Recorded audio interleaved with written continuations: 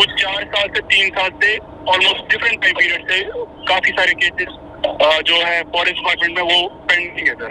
SRO 43, आपके परिवार से आपका के परिवार का कोई परिजन अगर आतंकवादी हमले में या किसी और मामले में अगर उसकी मौत हो जाती है तो सरकार ने एक प्रावधान बनाया था कि उसी परिवार के किसी और परिजन को अपने परिवार की देखरेख करने के लिए और ये इंश्योर करने के लिए कि उस परिवार को किसी भी किस्म की दिक्कत उस परिजन के खोने से न हो, SRO 43 के तहत उनको नौकरियां दी जाती थी। लेकिन एक लंबे समय से SRO 43 को लेकर अपॉइंटमेंट ऑर्डर यानी नौकरी के ख़त मिलना बंद हो गए हैं, नौकरी के ऑर्डर्स मिलना बंद हो गए हैं। फॉरेस्ट डिपार्टमेंट भी उनमें से एक डिपार्टमेंट है जिस डिपार्टमेंट में ये काम या तो हो ही नहीं रहा या हो रहा है तो बड़ी स्लो पेस पे हो रहा है। इसी पर बात करने के लिए मेरे साथ एक युवक हैं, आइए इनसे बात कर। आपका नाम? जी सर, मेरा नाम सैयद इंद्रावी है। इंद्रावी साहब, ये बताएं कि फॉरेस्ट डिपार्टमेंट में SRO 43 के कितने केसेस पेंडिंग हैं? सर अराउंड 40 केसेस पेंडिंग है जेल के फॉरेस्ट डिपार्टमेंट में। कितने साल से ये केसेस पेंडिंग हैं? जी कुछ केसेस 15 सालों से 5 साल से पेंडिंग है। कुछ 4 साल से 3 साल से ऑलमोस्ट डिफरेंट टाइम पीरियड से काफी सारे केसेस जो है फॉरेस्ट डिपार्टमेंट में वो पेंडिंग है सर।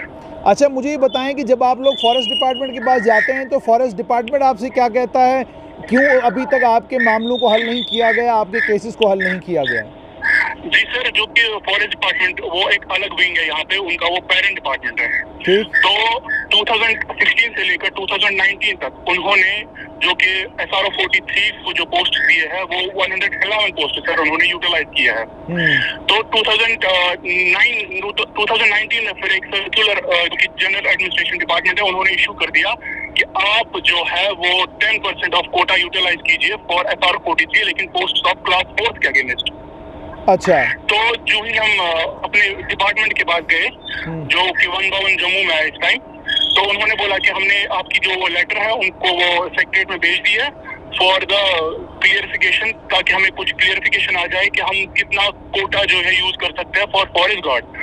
क्योंकि फॉरेस्ट गार्ड तो वो सेक्रेटरीट जाते हैं वहाँ, उन्होंने साफ मना कर दिया कि बोला कि सेक्रेटरीट से आपको फॉरेस्ट गार्ड के लिए वैकेंसी नहीं मिलेगी, आपको अगर सेक्रेटरीट से वैकेंसी मिलनी है तो वो मिलनी है क्लास 4 के लिए। ठीक। अब हमारा इशू है कि चाहे फॉरेस्ट गार्ड हो चाहे क्लास 4, तो हमें किसी पोस्ट के अगेंस्ट हमें आइडेंटिफाई कीजिए ताकि हमारी जो फैमिली है वो फर्दर सफर ना कर पाए। मैं आपसे ये जानना चाहूँगा कि आपने कहा क्लास 4, आपकी क्वालिफिकेशन कितनी है, आप पढ़े कितना है? जी, जो हमारे बाकी कैंडिडेट से, चाहे मैं आपकी बात करता हूँ, मैं 10+2 हूँ और सर्कुलर जो PCCF ने निकाला है उसमें क्लियर ये है कि जो 10+2 हो और ग्रेजुएट हो उसको हम पोस्ट देते हैं against the post of forest guard, उसको हम करते हैं यूटिलाइज। और जो मैट्रिक होते हैं या अंडर मैट्रिक उनको हम क्लास 4 से दे देता है। अच्छा। हमारे साथ बाकी बंदे भी है, वो है ग्रेजुएट भी है और बीटेक होल्डर भी है, तो वो भी अब मतलब इतना किससे पिटे हुए हैं, वो चाहते हैं कि चाहे आप क्लास 4 दे या ये दे, ताकि हमें इस मतलब परेशानी से दूर किसी ना किसी तरीके से किया जाए। अच्छा, आपसे एक और चीज़ जानना चाहूँगा, आपके परिवार का कौन सा व्यक्ति था जो आपसे बिछड़ गया और जिसके बाद अब आप SRO 43 के हकदार बने हैं? जी, हमारे फादर जो थे वो फॉरेस्ट डिपार्टमेंट में काम करते थे, वो हमसे 3 साल पहले बिछड़ गए, तो उनकी जगह जो है हमें अपॉइंटमेंट किया जाना था इनको, लेकिन तो वो किसी हादसे का शिकार हुए थे या क्या मामला हुआ था? जी नहीं, वो एक क्रोनिक डिजीज का मतलब सामना कर रहे थे, क्रोनिक डिजीज की वजह से उनकी डेथ हो गई। जी। तो मतलब उनका भी जो वो खर्चा था, मेडिकल इश्यूज वो वगैरह सारे हमको वो उसका कर्जा उतारना पड़ रहा है, कभी किसी के पास जाना पड़ता है कर्जा लेने, कभी किसी के पास जाना पड़ता है, तो बहुत सारी प्रॉब्लम्स हमें आ रही है। क्योंकि हमारे इतने भी है जिनको मतलब जम्मू तक आने के लिए किराया नहीं है जेब में, हम उनको फोर्स किया जा रहा है कि आप जम्मू आ जाइए, यहाँ पे थोड़ा सा करेंगे बाद इनसे, लेकिन उनके पास सर किराया नहीं है जम्मू आने के लिए सर। अरे इतनी परेशानी आप लोग। अच्छा, मुझे ये बताइए, क्या आपके परिवार में और कोई सरकारी मुलाजिम है या कोई भी नहीं है? जी, कोई सरकारी मुलाजिम हमारे परिवार में नहीं है सर। कोई? अच्छा, उसके अलावा कोई परिवार में आपके पास कोई बिजनेस हो, कोई दुकानदारी हो, कोई खेतीबाड़ी हो, कोई फल फ्रूट बेचने का बिजनेस हो? जी, कोई भी हमारे पास बिजनेस नहीं है तो हम सिर्फ मतलब सरकार से, एलजी साहब से अपील करते हैं, अपने कंसर्न डिपार्टमेंट से अपील करते हैं कि हर कोई मतलब ऐसा नहीं होता है कि हर किसी के पास बिजनेस हो, हर कोई मतलब कोई और कारोबार कर रहा हो। आप पहले ही देखिए 3 साल से मतलब अगर एक बीटेक होल्डर हमारे साथ जो है एक बीटेक होल्डर भी है, उसको मतलब वो प्राइवेट कंपनीज को अप्रोच कर सकता था, लेकिन डिपार्टमेंट क्या है वो सारे जो ओरिजिनल डॉक्यूमेंट्स है अपने पास विदहेल्ड रखता है जब से ये प्रोसेस स्टार्ट हो जाता है। तो क्या आपके डॉक्यूमेंट भी डिपार्टमेंट के पास हैं? जी, सारे ओरिजिनल डॉक्यूमेंट्स अभी डिपार्टमेंट के पास है। कितने साल हो गए? ये सवाल कितने साल हो गए? जी 3 साल हो गए, 4 साल हो गए, इवन 5 साल से भी कुछ कैंडिडेट्स के इश्यूज अभी तक सॉल्व नहीं हो अच्छा, एक और चीज़ इंद्राबी साहब आपसे मैं जानना चाहूँगा कि अभी क्लास 4 की मुलाजमतें जो है SSRB ने भी एडवर्टाइज़ करी हैं, उसके अलावा पंचायत अकाउंट असिस्टेंट के इम्तिहानात भी हुए, तो आपसे ही जानना चाहूँगा मैं, आपने इन इम्तिहानात के फॉर्म भरे या आप एलिजिबल नहीं हैं अब इम्तिहानात के लिए? सर एलिजिबल तो थे, लेकिन आप एक तरफ समझिए कि ये एक मतलब जो बेसिक राइट होता है, क्योंकि SRO बना ही इसलिए है कि मतलब आपकी सदस्य की डेथ हो जाएगी तो उसके बाद वहाँ पे उसका जो डिसीज का जो वहाँ पे वो डिपेंडेंट होगा, कोई चाहे भाई होगा या और कोई होगा, बेटा होगा, तो वहाँ पे ये एक SRO बना ही सर इसलिए है। तो आप अगर बात करते हैं इसकी कि हमने वो क्लास 4 की जो वैकेंसीज आए थे उसके लिए एग्जाम, तो वहाँ पे जो फॉर्म फिल करना होता है सर, वहाँ पे तो ओरिजिनल डॉक्यूमेंट्स तो सबमिट करने पड़ते हैं ना जी, तो वो तो डिपार्टमेंट ने विदहेल्ड रखे हैं। नहीं, आपके ओरिजिनल अभी आपके किसी डॉक्यूमेंट की ज़रूरत जो है फिलहाल क्लास 4 वैकेंसीज के लिए नहीं है, वहाँ पर सिर्फ आपको फॉर्म फिलअप करना है। फॉर्म फिलअप करने के बाद जब आप सिलेक्ट होंगे उसके बाद आपको ओरिजिनल डॉक्यूमेंट्स देने हैं। जी सर। चलिए, शुक्रिया। हेलो। तो ये थे SRO 43 को लेकर सरकार के समक्ष अपनी बात रखी एक युवक ने।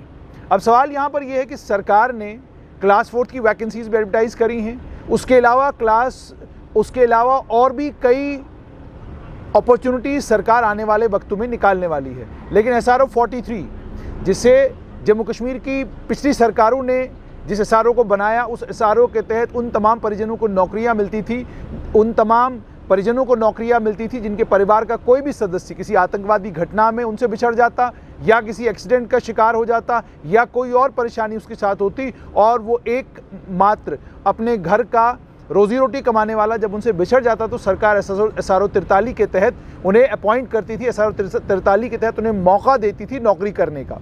लेकिन चीफ सेक्रेटरी BVR सुब्रमण्यम जब आए, उन्होंने जब फाइलें देखी तो उन्होंने नौजवानों से ये सवाल पूछा कि आप इतने पढ़े लिखे हैं, आप पोस्ट ग्रेजुएट हैं, आप MPhil करके हैं, तो उसके बाद आप क्लास 4 की नौकरी क्यों करना चाहते हैं? और ज़ाब्ते के हिसाब से एक DSP की धर्मपत्नी या एक DSP का बच्चा एट द मैक्सिमम उसे मास्टर लगाया जा सकता है, उसके ऊपर की कोई नौकरी उसे नहीं मिल सकती, और अगर उसको मास्टर भी लगाया जाएगा वो भी बड़ी मुश्किल के साथ, बड़ी परेशानी के साथ। मैक्सिमम लोग जिन्हें SRO 43 के तहत एब्जॉर्ब किया जाता है उन्हें क्लास 4 यानी चपरासी की नौकरी दी जाती है, या क्लास 4 में जो नौकरियां आती हैं वो तमाम नौकरियां दी जाती हैं। चीफ सेक्रेटरी BVR सुब्रमण्यम ने ये सवाल अपने डिपार्टमेंट से भी पूछा कि ये कैसे आप करते हैं कि एक पढ़ा लिखा बच्चा जिसने पोस्ट ग्रेजुएशन की हुई है, इंटेलिजेंट है, मेहनती है, वो एग्ज़ाम में बैठकर इम्तिहान देकर अच्छी नौकरी ले सकता है, आप उसे वो नौकरी करने पर मजबूर क्यों करते हैं जो नौकरी उसकी काबिलियत, जो नौकरी उसके इंटेलेक्ट और जो नौकरी उसकी एजुकेशन और क्वालिफिकेशन के आयन मुताबिक नहीं है। वैसे तो कहा यह जाता है कि कोई भी नौकरी छोटी या बड़ी नहीं, लेकिन फिर पढ़ने का क्या फ़ायदा अगर आप पोस्ट ग्रेजुएट हैं, अगर आपने डॉक्टरेट किया हुआ है, अगर आप डॉक्टरेट के साथ साथ में अगर आपने और कई क्वालिफिकेशंस आपके पास हैं। कई लोग 3-3 पोस्ट ग्रेजुएशन करके चपरासी की नौकरी के लिए फॉर्म भर रहे हैं, कई लोग PhD करके चपरासी की नौकरी के लिए फॉर्म भर रहे हैं। तो ये अपने आप में दर्शाता है कि हमारा मकसद नौकरी मिलने से है, हमारा मकसद अपनी हुकूमत या अपने मुल्क की उस तरक्की में कंट्रीब्यूट करना नहीं है। अगर कंट्रीब्यूट करना होता तो हम अपनी काबिलियत के मुताबिक नौकरी ढूंढते। ये पॉइंट ऑफ व्यू है सरकार का। लेकिन दूसरी तरफ SRO 43 के तहत जिन बच्चों की तालीम कम है, यानी जिन लोगों ने 12वीं से आगे नहीं पढ़ा या उनके घर के हालात ऐसे थे जिन हालात की वजह से वो 12वीं से आगे नहीं पढ़ सके, और SRO 43 उसके बाद उनके परिवार का एकमात्र आदमी जो रोजी रोटी कमा रहा था और उस आदमी के उनसे बिछड़ने के बाद उनके लिए जो परेशानियां 3 गुना 4 गुना बढ़ गई, उन परिवारों को लेकर सरकार को जल्द से जल्द SRO 43 को लेकर सोचना होगा और ये इंश्योर करना होगा कि हकदारों को अपना हक मिले।